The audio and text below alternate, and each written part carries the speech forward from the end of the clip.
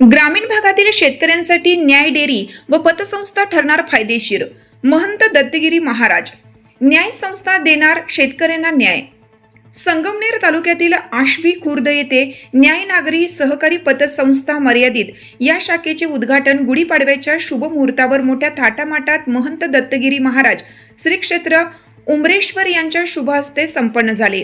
कार्यक्रमाच्या अध्यक्षस्थानी माजी पंचायत समिती सदस्य गुलाबराव सांगळे हे होते. या प्रसंगी गीते मिल्क ॲग्रो प्रोडक्ट, न्याय डेअरी आणि न्याय नगरी सहकारी पतसंस्था मर्यादितचे संस्थापक अध्यक्ष सागर गीते यांनी उपस्थित दूध उत्पादक शेतकऱ्यांना मार्गदर्शन केलं. त्यांनी सांगितलं की दुग्ध व्यवसायात प्रगती साधण्यासाठी आधुनिक तंत्रज्ञानाचा वापर करणे आवश्यक असून मुक्त संचार गोटा ही काळाची गरज आहे. कार्यक्रमाला पतसंस्था अध्यक्ष अमोल आव्हाड, पतसंस्था उपाध्यक्ष सौ प्रज्ञा सागर गीते, डॉक्टर रवींद्र दराडी, नंदू कांगणे, अंबादास घुके, राजेंद्र गीते, विजय पोपळगट, दादा हरी गीते, अनुसया गीते, अनिल पाटील, महाराष्ट्र पतसंस्था फेडरेशन वसुली अधिकारी, ज्ञानेश्वर सोनवणे, आदर्श नगरी पतसंस्था राहुरी, मेजर संपतराव सांगळे, अध्यक्ष अश्विनी पतसंस्था आश्वी बुद्रुक, बाळासाहेब डहाळे, अशोक गीते, संजय बिडवे, प्राध्यापक फड, अमोल हार्दे, एस बँक मॅनेजर, ग्रामविकास अधिकारी किशोर मांढरे, सोमनाथ डोळे आदींसह मोठ्या संख्येने दूध उत्पादक शेतकरी उपस्थित होते. यावेळी महंत दत्तगिरी महाराज यांनी आपल्या आशीर्वचनात सांगितलं की सागर गीते यांनी ग्रामीण भागात उभारलेल्या न्याय डेअरी व न्याय पतसंस्थेमुळे दूध उत्पादक शेतकऱ्यांना मोठा लाभ होणार असून त्यांनी आधुनिक तंत्रज्ञानाच्या माध्यमातून दुग्ध व्यवसाय अधिक सक्षम करावा. महासत्ता न्यूज करिता प्रतिनिधी सोमनाथ डोळे, झरेकाठी. गुरुवाक्य मोक्षमूलम गुरुकृपा या गीते पाटील प्रोडक्शन दूध डेअरीच्या असलेल्या व्यवसायामध्ये भर आणि आपल्या सगळ्यांची एक सुव्यवस्थित व्यवस्था म्हणून पतसंस्था या ठिकाणी आपल्या सगळ्यांच्या साक्षीने त्याचं ओपनिंग झालेलं, उद्घाटन झालेलं आहे. दूध धंदा असेल आणि कुठल्याही क्षेत्रातला धंदा असेल तो एक व्यवसायावर आपल्या विश्वासावर अवलंबून असतो. आणि आपल्या ह्या परिसरातलं आपल्या या गावचं भूमिपुत्र श्री सागरदादा त्यांनी या क्षेत्रात चांगल्या प्रकारे अनुभव घेतला आणि आपल्या परिसरामध्ये मोठीशी डेअरी आपल्या या ठिकाणी उभारली आहे. आणि प्रत्येक वेळेला, मागच्या वेळेला माझं येणं झालं होतं, आताही संस्थेत त्याही वेळेला मी जाऊन आलो होतो पतसंस्थेमध्ये.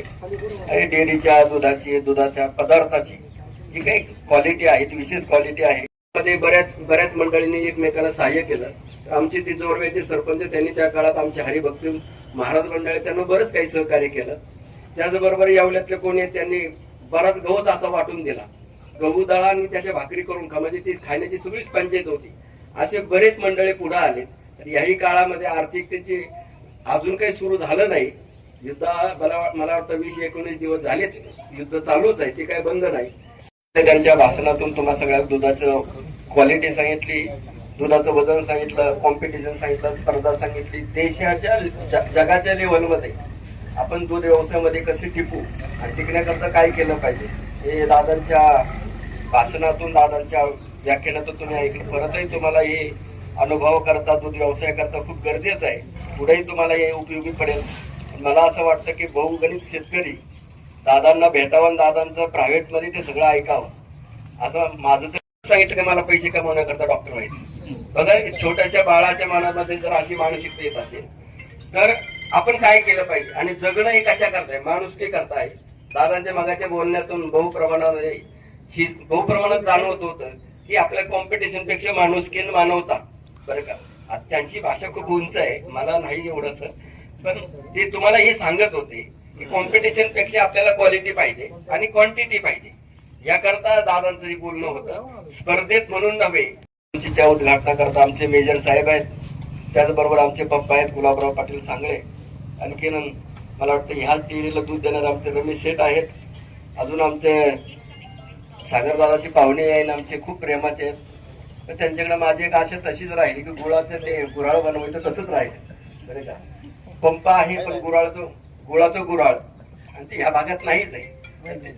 आता ते कधी होईल काय माहित नाही. तर मला वाटतं पप्पाचं सहकार्य लागेल तुम्हाला काही, मला असं वाटायला लागलं. सोयरेच आहेत पण सहकार्याची गरज आहे. त्याकरता बहुप्रमाणात असलेले विचार आमचे सागर दादांकडे आहे. तर बहुप्रमाणात पंचक्रोशीतले शेतकरी त्यांनी ते विचार घ्यावेत आणि न्यायाला न्याय द्यावा अशी माझी खूप खूप शुभेच्छा आहे. एवढंच बोलून थांबतो. पुढच्या तुम्हाला खूप खूप शुभेच्छा देतो. थांबतो. रामकृष्ण. यानंतर महाराजांचा आणि दादांचा सत्कार होणार आहे, परंतु त्या अगोदर कुठलाही कार्यक्रम असो तर त्या कार्यक्रमाचं आभार प्रदर्शन करावंच लागतं. तर किती सायन्स क्लास नाही तर आता मी पंपाचं उद्घाटन करून आलो. त्याही मंडळीला वरच्या पठार भागात तो पंप साखरपट्ट्यामध्ये नवीन पंप झाला, भारत पेट्रोल पंप. पहिला कोणत्या कंपनीत होतो तो काही मला वाटतं कशामुळे बंद झाला, कंपनीचा काही प्रॉब्लेममुळे नवीन केला. तर त्याही वेळेला माझं त्यांच्याकडे हेच मागणं होतं की तुम्ही काहीतरी मोठं उभं करावं आणि त्यातून नवीन रोजगारांना रोजगार मिळावा, हीच अपेक्षा होती. पण सागरदादांनी आज या प्रसंगी माझी ती इच्छा बहुप्रमाणामध्ये पूर्ण केली असं मी म्हणतोय. आणि म्हणून सागरदादांना खूप खूप शुभेच्छा देतो, खूप अभिनंदन करतो की त्यांच्या या व्यवसायामध्ये अशीच वाढ होत राहू, प्रगती होत राहू. आणि तुम्हा सगळ्यांना ह्या दूध व्यवसायामध्ये ज्या विचार ते 5-50 हजारापर्यंत गेलं, ते सगळं माणुसकी मिळली. त्याच्यामुळे हे सगळं झालं. लोकांच्या मनामध्ये फक्त पैसा कमवण्याचा. माझ्याकडे एक छोटीशी बालिका आली होती त्या काळामध्ये, तिला पण त्यामध्ये जे जगतील त्यांना ह्या सगळ्या परिस्थितीला सामोरं जावं लागेल. तर त्या सद्गुरूंना त्या असलेल्या प्रभू परमात्म्याला आपण विनंती करूया, पण त्यातून आम्हाला सद्बुद्धी मिळो असं माझं मत आहे. कोविडच्या काळात सुद्धा मी बोलून गेलो की एकमेकांना सहाय्य करण्याची ती माणुसकी धर्म जो आहे मेलेला बहुप्रमाणात सापडला आम्हाला. तो जर असता तर जी मेली असते ती सुद्धा मेली नसते, असं काहीच माझं तरी मत आहे. तर माणसं फक्त पैसा कमवण्याच्या नादात माणसं मेली बरं का. पुढं इथे प्रोडक्शन दूध व्यवसाय जो आहे, ही दूध डेअरी आहे, तर ह्या परिसरातले जेवढ्या म्हणून व्यवसाय आहे दूध क्षेत्रातले, त्यातली मोठी प्रगती आणि जास्त प्रमाणामध्ये क्वालिटी या ठिकाणी आहे. म्हणून सागरदादांना खूप खूप अभिनंदन, शुभेच्छा देतो. आणि त्याचबरोबर तुम्ही सर्व कर्मचारी दादांच्या बरोबर जे आहात तुमचे सुद्धा खूप खूप अभिनंदन, खूप शुभेच्छा. आणि सागरदादांचा विश्वास तुम्ही संपादन केला, सागरदादांनी तुमचा विश्वास संपादन केला. तर हा विश्वास असा दृढ होत राहू आणि अशीच प्रगती होत राहू अशी मी सदिच्छा व्यक्त लागेल. तर त्या कामी मला वाटतं हे दोघं करतील सहकार्य. आमचे पप्पा आणि मेजर साहेब आहेत की पतसंस्था पुढे कशी वाढवावी, कशी चालेल, पण दुधाला कनेक्ट राहील. आमचे विलासरावांचे जसे हनुमान आहे पतसंस्था रंजन दूध डेअरीची, तशी ही आहे, काय नाव हा न्याय पतसंस्था आहे का नाही, न्याय डेअरीची न्याय पतसंस्था. ती आपल्या सगळ्यांच्या शेतकऱ्यांच्या करता शेतकऱ्याला जोडून असलेला हा व्यवसाय, शेतकऱ्यांना शेतीला जोडून असलेला दूध व्यवसाय कसं जगता येईल, कसं टिकता येईल आणि कसं शेवटापर्यंत जाता येईल असे काहीशी मानसिकता दादांची आहे. म्हणून तुम्ही सर्व कर्मचारी, या कालखंडामध्ये माणसं भेटणं खूप कठीण आहे बरं का, विश्वासाची माणसं भेटत नाही. पण तुम्ही सर्व कर्मचारी तुमचे खूप अभिनंदन करतो, तुमच्या खूप खूप कौतुक करतो की तुम्ही विश्वासानं करतात. दादांचे मित्र आमचे काय अमोल भाऊ, विश्वासानं दादा पुण्याला असले तरी इथं सगळं विश्वासानं सगळं सांभाळतात. आता कर्मचारी परत वाढावे लागतील आहे का नाही, पतसंस्था वाढली म्हणजे आता तेवढ्या एका शक्य 9 वर्षाच्या तुम्हा सगळ्यांना जमलेल्या सर्वांना खूप खूप शुभेच्छा. युद्ध सदृश परिस्थिती आहे तरी सुद्धा आपण या व्यवसायामध्ये कसं टिकावू आणि आपणही कशी जगू हे दोन्हीचं समीकरण साधून येणाऱ्या काळामध्ये आपल्याला उभं राहायचं आहे. आर्थिक नियोजन बहुप्रमाणामध्ये आपलं खोलण्याची दाट शक्यता आहे. आम जनतेमध्ये तर ते लवकर प्रभाव त्याचा निर्माण होतो, पण आपण सगळ्यांचे एकमेकांना सहाय्य करून अवघे धरू सुपंत हा क्रम योग्य राहील. आपण एकमेकाला जगाच्या लेवलला, जगाच्या पातळीवर आपल्याला जी अपेक्षा आहे मार्गदर्शनाची, ते मार्गदर्शन दादाकडून तुम्ही घ्यावं.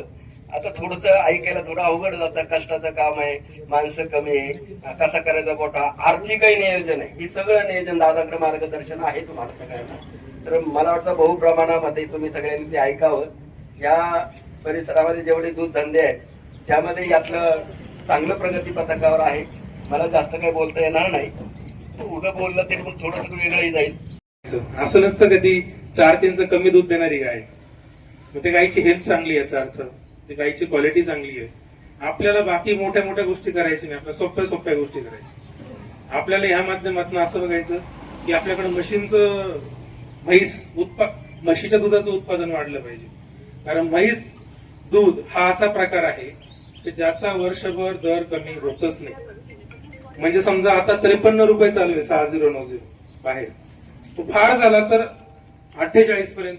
शेतकरी आपण ओळखून त्यांच्यावरच काम करायचं, ज्यांच्याकडे आपण ते म्हशी सांभाळू शकतात. ट्रेनिंग नंतर समजा बघून आले, आपण प्रशिक्षण दौरे करू. ज्या शेतकऱ्यांना विश्वास आहे ते म्हैस पाळू शकता किंवा गाईतच वाढवू शकता, त्याप्रमाणे करू. कारण कोणताही व्यवसाय करायला माणूस आपला घाबरतो, कारण त्याला तेवढा एक्सपोजर नाहीये कोणत्याच गोष्टीचा. तर माझं म्हणणं आहे की थोडस फायनान्स शिकू आपण, कारण जगातले बरेचसे देश फक्त फायनान्स शिकूनच ते जगतायत. फायनान्सच्या नॉलेजमुळे जगतायत. असो, आपल्या विषयाला मी सगळ्या गोष्टींचा अभ्यास केला की आपण शेतकरी म्हणून कुठे मागे पडतोय जागतिक बाजारपेठेमध्ये. तर सगळ्यात मोठी अडचण आपल्या शेतकऱ्यांची आहे की अल्पभूधारक आहे. 10 एकरामध्ये आपण ऊर ताणतो, पण आपल्याला माहित नाही की जगात खरंच पर हेड लोकांकडे जमीन किती आहे, त्यांच्याबरोबर जागतिक बाजारपेठेमध्ये आपली स्पर्धा आहे. तर असे जर आपण सगळ्यांचे आणि गुढीपाडव्याच्या हार्दिक शुभेच्छा. तसं तर मी खूप वेळा हे माईकवर अनाऊन्स करता गावामध्ये, श्रद्धांजलीला ओट, याला ओट, त्याला ओट. मी शक्यतो कोणत्याही ठिकाणी जिथं आपण चांगल्या पद्धतीने काही कॉन्ट्रीब्युट करू शकतो, शक्यतो त्याच ठिकाणी बोलतो, तेच कार्यक्रम अटेंड करतो. आपण 2022 ला डेअरीची स्थापना झाली. तो दिवस जितका महत्वाचा होता, त्याही पेक्षा आजचा दिवस जास्त महत्वाचा आहे. गुणवत्तेचं जर दूध तयार केलं आपण, आता तुम्हाला मी उदाहरणार्थ सांगतो, 3.5 ते 4.3 मध्ये जवळपास 8.8 ते 24, 2.4 रुपये लिटर मग असेच वाढतात, 2.5 रुपये.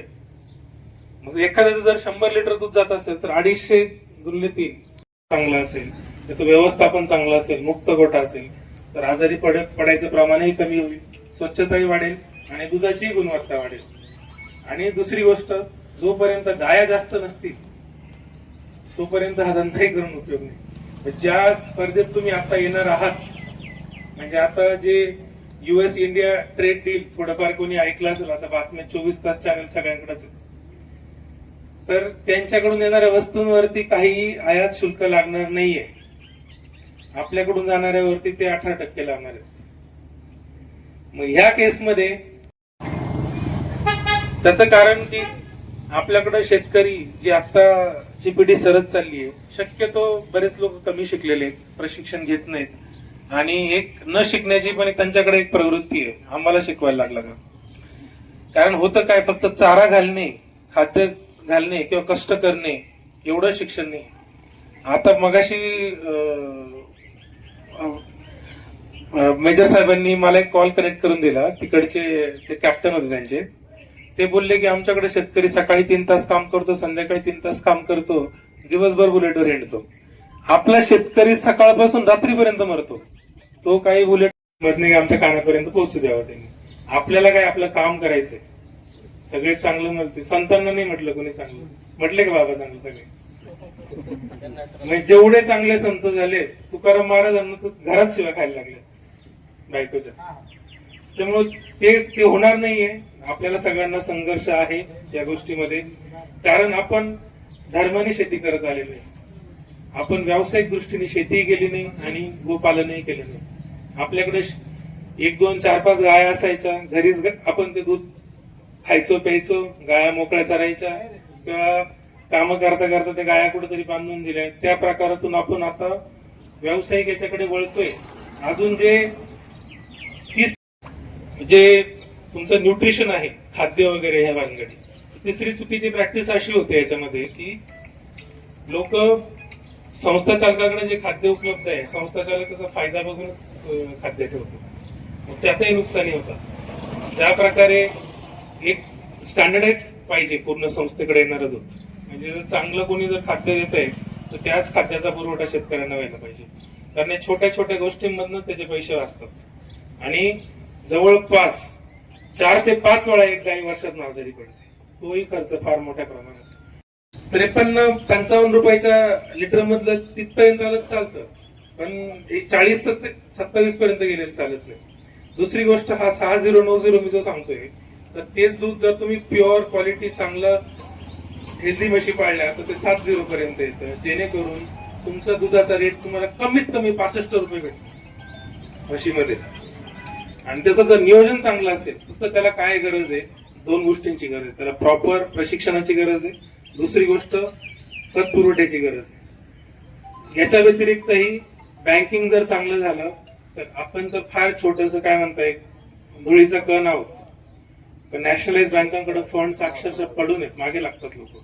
पण आपल्या लोकांचं आपण क्रेडिट जर चांगलं तयार केलं, त्यांना फायनान्शियल डिसिप्लिन थोडी दिली, तर लोक तुम्हाला समजा अमेरिका असेल, युरोप मधले काही नेदरलँड, डेन्मार्क, इकडं खाली ऑस्ट्रेलिया, न्यूझीलंड, तर 1000 एकरापासून 3,000, 5,000 एकर पर हेड पर्यंत लोकांकडे जमिनी आहेत.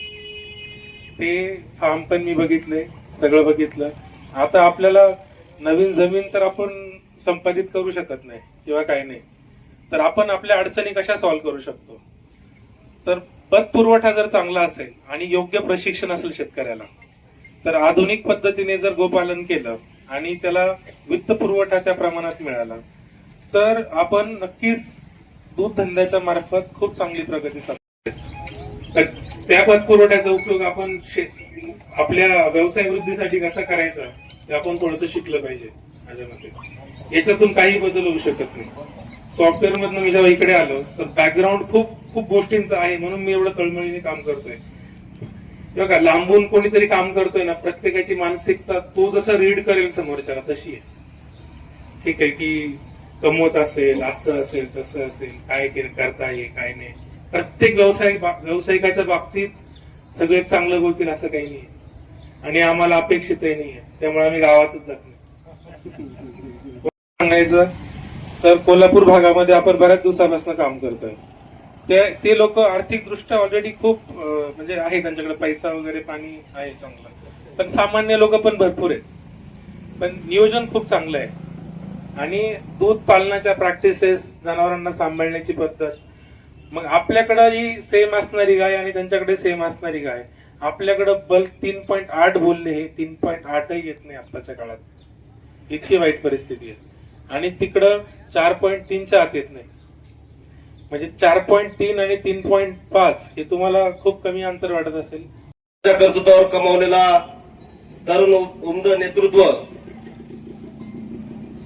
आदरणीय सागर दादा रिकिते यांचं प्रथमतः सर्वांच्या वतीनं टाळ्या वाजवून मी स्वागत करतो की आपण आपली स्वतःची उन्नती न बघता समोर बसलेल्या तरुण वर्गाला मार्गदर्शन करून त्यांच्या भावी वाटचालीसाठी अतिशय योग्य असं मार्गदर्शन करून त्यांच्याही प्रपंचाला हातभार लावण्याचं काम हे खरं पुण्याचं काम आहे. महाराज, आज या ठिकाणी न्याय डेअरी अर्थात न्याय म्हणजे सगळ्यांनाच न्याय देण्याचं काम दादा मार्फत चाललेलं आहे.